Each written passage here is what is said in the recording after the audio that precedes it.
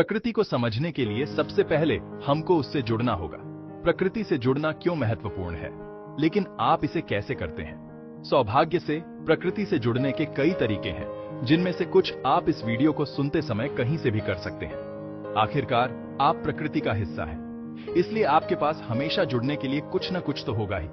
अपने शरीर के चमत्कारों पर आश्चर्यचकित होने के अलावा प्रकृति के साथ गहरा संबंध महसूस करने के लिए आप कई अन्य चीजें भी कर सकते हैं। नमस्कार, हमारे चैनल पर विजिट करने के लिए मैं आपका स्वागत करता हूं। आइए हम जानते हैं कि प्रकृति से हम कैसे जुड़ें।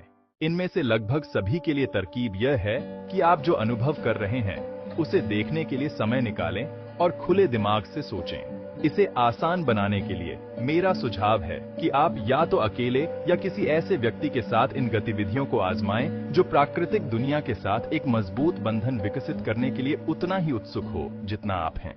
1. बादलों को देखें। खिड़की से सूर्योदय के समय अजीब बादल का दृश्य मन को मुग्ध कर देता है। भले ही आप खिड़की से बाहर देख रहे हो, कुछ क्षण रुककर आकाश को निहारना अत्यंत लाभकारी हो सकता है। उस पल में आसमान के रंग पर ध्यान दें। मान लें कि आप इसे बादलों के बीच में हैं। बादलों का आकार और रंग कैसा है?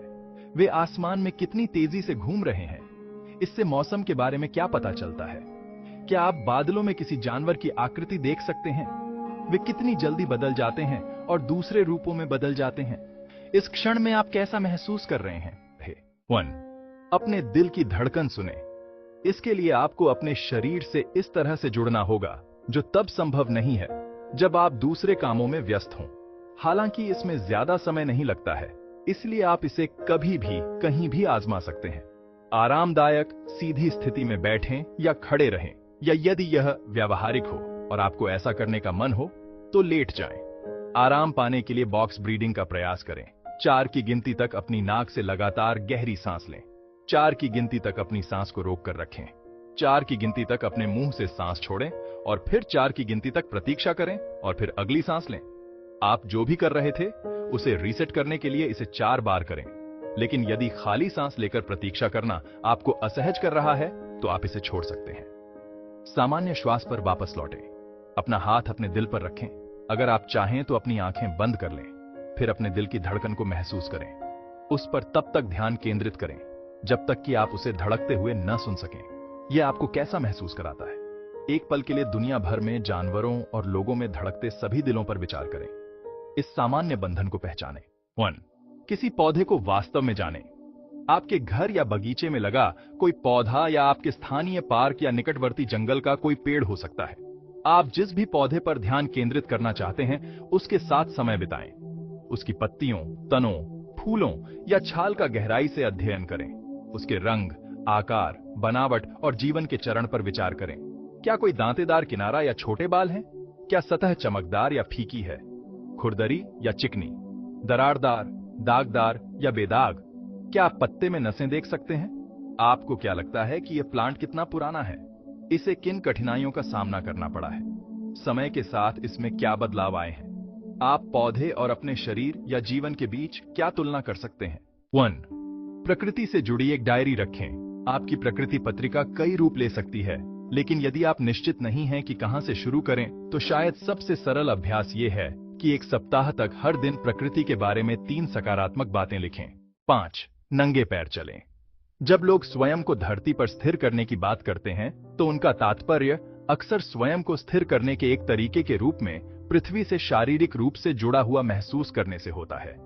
यदि आपका मन दोपहर के भोजन से पहले निपटाए जाने वाले लाखों कामों के बारे में सोच रहा है तो सबसे अच्छी बात जो आप कर सकते हैं वह है रुकना और अपने शरीर के साथ फिर से जुड़ना। प्रकृति से जुड़ाव को इसमें शामिल करने से यह और भी अधिक प्रभावी गतिविधि बन जाती है। आदर्श रूप से बाहर जाएं और अपने नंगे पैरों को किसी ठंडी ताजी घास या नरम मिट्टी में डुबोएं, या अपनी त्वचा पर पत्थर की ठंडक या गर्मी महसूस करें। आपके नीचे की जमीन कितनी ठोस लगती है? क्या आप कल्पना कर सकते हैं कि आपके पैरों के तलवों से जड़ें निकलकर धरती में गहराई तक फैल रही हैं?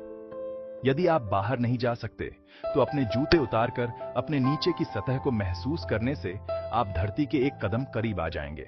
6. अपनी आंखें बंद करें और महसूस करें। मुझे लगता है कि जब मैं सुगंध पर ध्यान केंद्रित करना चाहता हूं तो यह मेरी दृश्य इंद्रियों के विकर्षणों को दूर करने में मदद करता है। मेरी गंध की भावना सबसे अच्छी नहीं है। इसलिए यदि आपकी गंध काफी संवेदनशील है तो आपको ऐसा करने की आवश्यकता नहीं है। यदि आप बाहर नहीं जा सकते तो किसी खुली खिड़की या दरवाजे के पास या किसी पौधे के पास खड़े हो जाएं। हवा में किसी भी तरह की गंध को महसूस करें। क्या आपको कोई खास सुगंध महसूस हो रही है, जैसे लैवेंडर या कटी हुई घास? शायद सड़ी हुई पत्तियों या गीली मिट्टी की गंध आ रही हो। चाहे वे गंध पूरी तरह से सुखद हों या नहीं, इस बात पर विचार करें कि वे आपको कैसा महसूस कराती हैं। क्या वे आपके लिए कोई यादें जगाती हैं? आपके आसपास की प्राकृतिक दुनिया और उसके मौसमी चक्रों के संदर्भ में इनका क्या अर्थ हो सकता है? 7. बैठने की जगह चुनें। बैठने की जगह एक ऐसी जगह है जहां आप प्रकृति के बीच चुपचाप बैठते हैं और देखते हैं कि क्या होता है। एक बार जब आसपास के जीव आपकी मौजूदगी के आदी हो जाते हैं तो वे सामान्य गतिविधि फिर से शुरू कर देते हैं और आप दृश्य को देख सकते हैं और उसमें डूब सकते हैं। फिर से आपकी परिस्थितियों के आधार पर यदि आप घर के अंदर फंसे हुए हैं तो यह खिड़की के पास हो सकता है। यदि आपके पास कोई बगीचा या स्थानीय पार्क है तो और भी बेहतर है।